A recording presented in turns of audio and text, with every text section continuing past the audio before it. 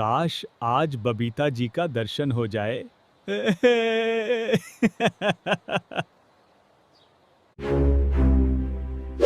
ओह oh shit, ये tubelight कैसे खराब हो गई? जेठालाल जी, मेरे घर का ट्यूबलाइट खराब हो गई। अरे वाह बबीता जी, मैं अभी आता हूँ। आज तो बबीता जी का ट्यूबलाइट ठीक करके उनके सामने हीरो बन जाऊंगा। आइए जेठा जी, ये देखो ना जेठा जी, ये ट्यूबलाइट अचानक कैसे खराब हो गया? ओह, ये कैसे हो गया बबीता जी? मैं अभी ठीक करता हूँ। अरे अरे